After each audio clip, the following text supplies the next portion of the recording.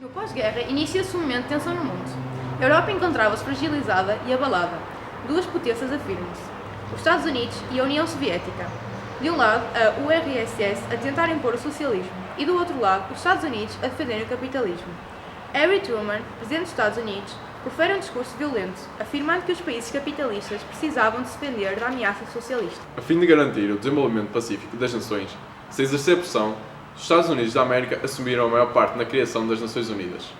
Mas só concretizaremos as nossas metas se estivermos dispostos a ajudar os povos e soberanos na manutenção das suas instituições livres e da sua integridade nacional, contra imposições de regimes autoritários.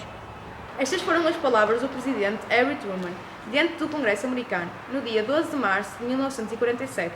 Aqui nasce a doutrina Truman e marca o início da Guerra Fria, em 1945-1947. Após a Segunda Guerra Mundial, em 1947, foi criado o Plano Marshall, lançado por George Marshall, secretário de Estado americano, que propunha a ajuda económica aos países da Europa Ocidental. Os partidos de esquerda cresciam devido à crise generalizada e os Estados Unidos temiam perdê-los para a URSS. Ainda no mesmo ano, Andrei Janov apresentou a sua doutrina, que assume a teoria da divisão do mundo entre a parte democrática, antifascista e anti-imperialista, representada pela URSS. Os Estados Unidos são a principal força dirigente do campo imperialista. A Inglaterra e a França estão unidas aos Estados Unidos. O seu objetivo consiste no fortalecimento do imperialismo, na preparação de uma nova guerra imperialista, na luta contra o socialismo e a democracia, assim como no apoio a todos os regimes e movimentos reacionários, antidemocráticos e pós-fascistas.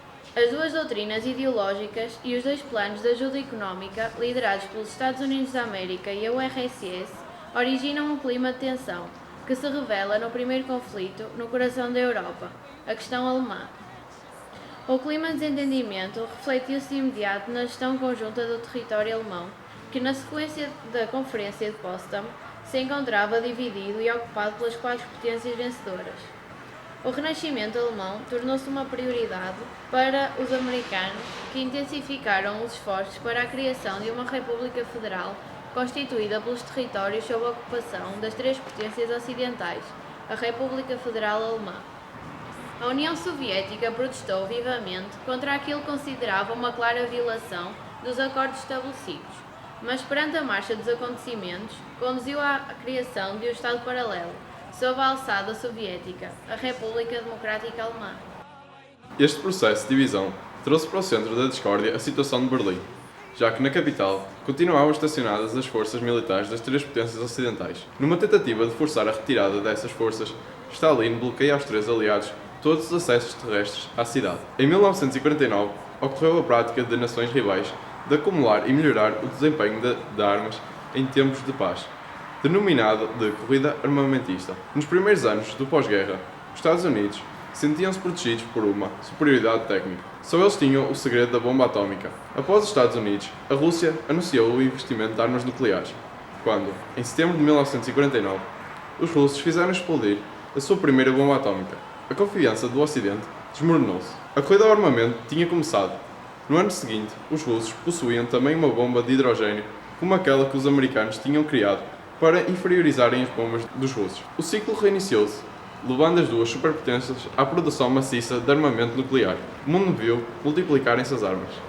Como resposta, a União Soviética criou o Comintern, organismo encarregue de conseguir a união dos principais partidos comunistas europeus. Também era a sua influência afastar da supremacia norte-americana os países sob sua influência, gerando o Bloco da Cortina de Ferro. Em 1949, foi criado o Comecon, uma cópia do Plano Marshall para os países socialistas. A diferença entre estes dois planos é que a Comecon realizava uma ajuda económica à Europa Oriental, enquanto que o Plano Marshall ajudava economicamente a Europa Ocidental. A Guerra Fria também foi responsável pela formação de dois novos blocos de alianças político-militares, a NATO em 1949 e o Pacto de Varsóvia em 1955. A NATO era inicialmente composta por 12 países. Mais tarde, juntaram-se a Alemanha Ocidental, Grécia e Turquia, opondo toda a Europa Ocidental à União Soviética. Na Alemanha foi construído o Muro de Berlim em 1961, que dividia a cidade de Berlim entre Berlim Ocidental e Berlim Oriental.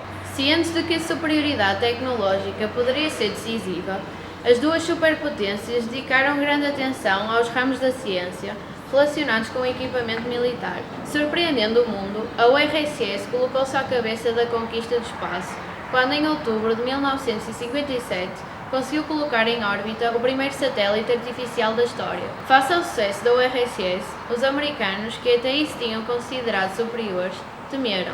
Na ânsia de igualdade, no mesmo ano, anteciparam o lançamento de seu próprio satélite, mas o foguetão que o impulsionava explodiu e a experiência foi um fiasco. Só no início de 1958 é que os americanos efetivaram a sua entrada na corrida ao espaço. Nos anos seguintes, a aventura espacial alimentou o orgulho nacional das duas nações. A competição tecnológica resultou da chegada do homem ao espaço. A Guerra Fria correspondeu a uma situação de tensão global e de imensa hostilidade, durante o período da bipolaridade planetária da segunda metade do século XX, que opôs as duas grandes superpotências mundiais da época, os Estados Unidos da América e a URSS. O palco desta guerra foi a Europa, embora tenha acabado por se estender às demais áreas continentais. A Guerra Fria dominou as relações geoestratégicas mundiais na segunda metade do século XX, extinguindo-se a partir de 1989.